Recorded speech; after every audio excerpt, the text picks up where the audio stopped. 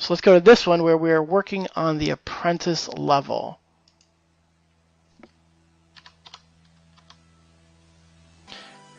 Now, some of the stat bonuses have changed. Quickness is 5 now. And agility is 15. So those two are, I think those two have remained the same. Strength didn't change. Right, so strength and agility gives us an 18. Oops, wrong sheet.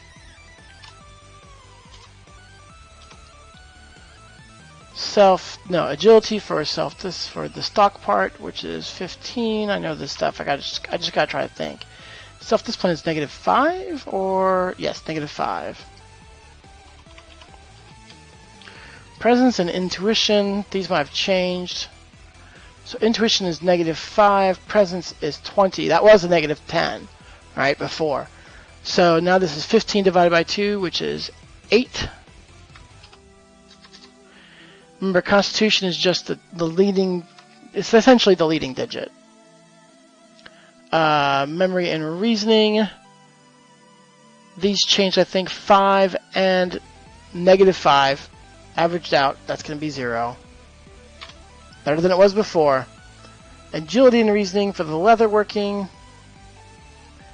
is 5. It's a 15 plus a -5, so that averages out to 5. And trading is a 0. Intuition is now a -5 instead of a -10.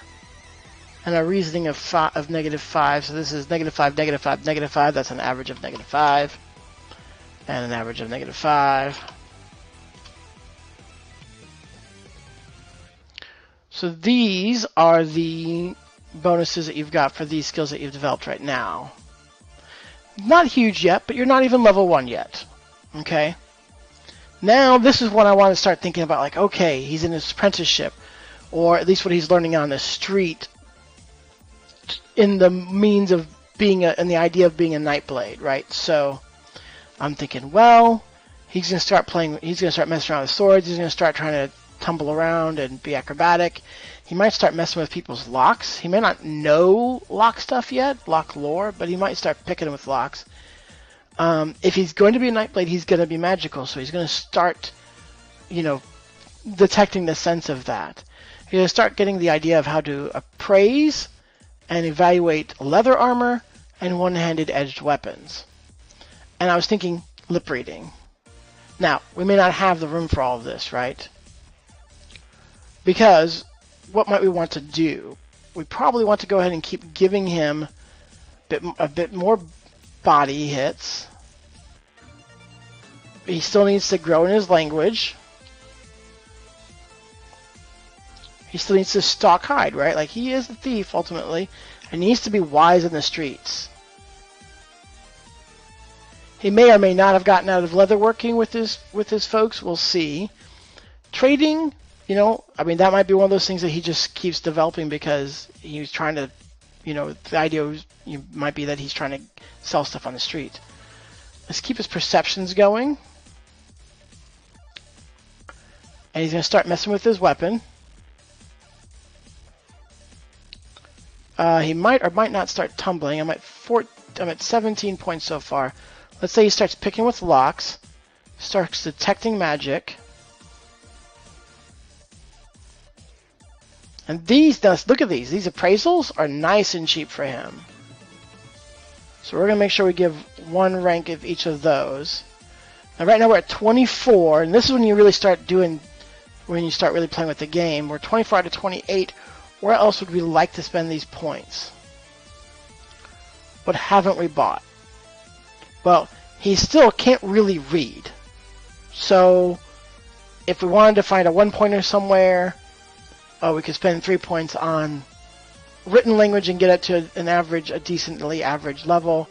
There's a 1-pointer right there that we haven't developed, along with jumping. We haven't developed jumping or sprinting this level, this part of the character process. So maybe we do a language. What else? You don't have to worry about developing hide.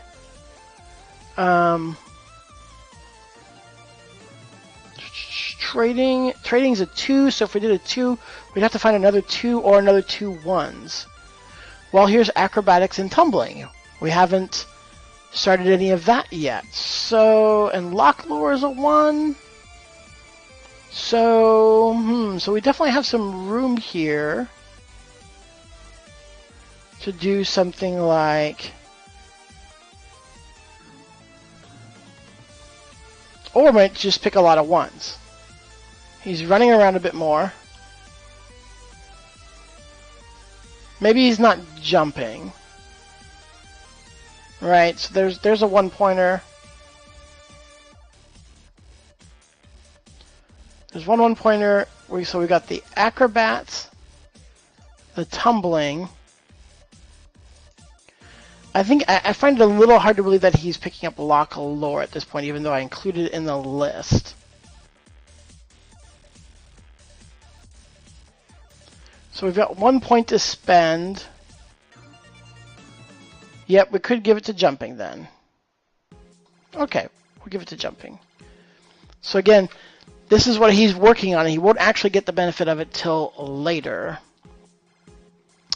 I do believe the character process that this is now essentially when you are level 1, but I'm going to check and make sure about that, and I will continue the video tomorrow. Hey guys, here I am, all bright and bushy-eyed. Not really. The next morning. I'm going to continue this. I've already been editing the document a bit. So, before I get into things, I do want to point out that I'm looking again at the example of character creation that they've got in the character law, campaign law book. They've got the first character, or the character's adolescent skills. One, there are no languages. So I looked for where they were saying, like, you get some languages for free. Couldn't find any. And they didn't treat it as an adolescent. Like, they were treating him as, like, a dungeon crawler. Like, you're not a dungeon crawler when you're a child. Like, maybe in certain specific cultures, in specific settings, that's the way of life. But, I mean, you just look at medieval life in general.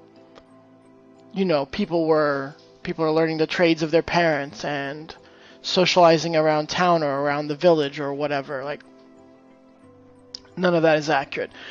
As far as building a character, that really doesn't change anything, right? Like, I would have gotten all those points back from language and been able to spend them somewhere else. But if you're under me as a GM, I usually give you 1 body development for free, and you don't have to roll the die. It's a full hit point. And I give you some amount of language for free. You're basically speaking and reading at what we would consider, like, what a U.S. person would consider a middle school range, so, you know, 10 to 12. And if you want to be more literate or more verbal than that, you have to spend your own points. Usually that's the way I do it. So, let's look at the character sheet.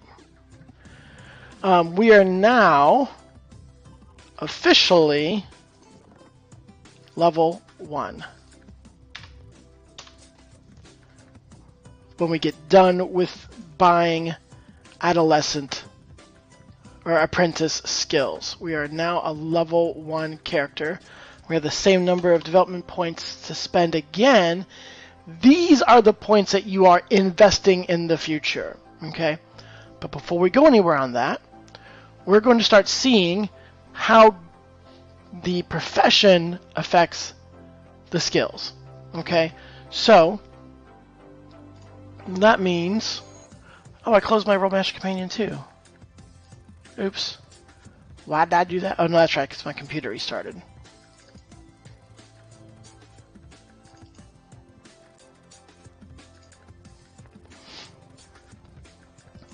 So, in the back of Rolemaster companion 2, I have to zoom out a bit. We're going to have... Here it is, the master level bonus table. This holds all the data for the character law, Rolemaster Companion 1, and Rolemaster Companion 2. Like, if you were looking at a profession that comes from Rolemaster Companion 4 or 5, then all the data you would need for them is going to be, well, not all of it is going to be in, but most of it is going to be in there. So we're looking for the Nightblade.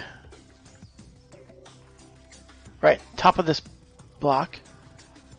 Oh, all the way at the bottom. So what this tells you is the number of points per level that you get for anything in a particular category. So, for instance, linguistic skills. Linguistic skills are right here. Nightblade doesn't get anything.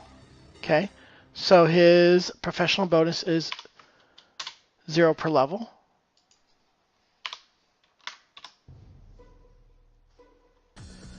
Then we've got sprinting, climbing, and jumping, which are all athletic. And athletic, we've got academic, arms, athletic. That's the third column. Nightblades are +2. So we've got a 2, 2 per level, 2 per level, 2 per level. And I've got this just going, this bigger number here is where it's just auto-calculating. It's simple enough at level 1. I just didn't want to count it out for you. Stalk Hide is the subterfuge category. Subterfuge is the very last one, Nightblades. Get no bonus per level in subterfuge.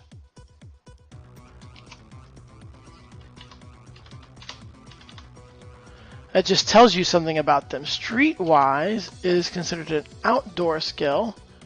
They don't have any bonuses to outdoor skills. No real surprise there. They're not rangers. By development is its own category. +1. They've got 1 point there.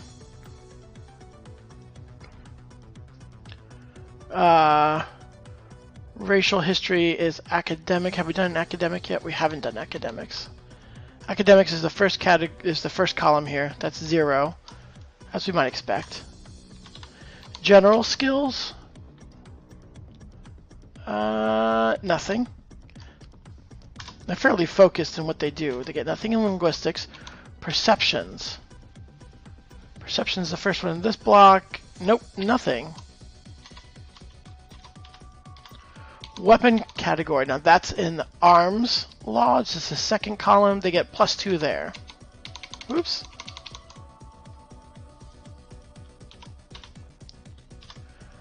Athletic, which was 2 for acrobatics.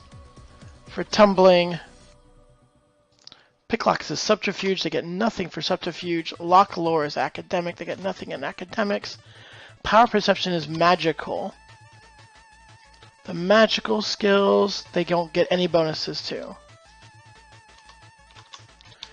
Now, appraisal, I've already got it written up there. Appraisal is general. Generals were 0s. Not many people get bonuses to generals, if I remember right. Linguistic is 0. And again, as we look at these other ones that are going to be the partial skills for the things they don't have developed, that's 2, 0, because everything gets this bonus, whether you have developed it or not. Again, we're going to come back to those at a later time. Oh, and I haven't given them the apprentice skills yet. So 1 and 1 and 1 and 1, and we skipped lock lore 1 and 1 and 1 total ranks. Looking at total ranks, we didn't end up getting lip reading, so that's 5, 5, 5, 5%, 5%. Pop.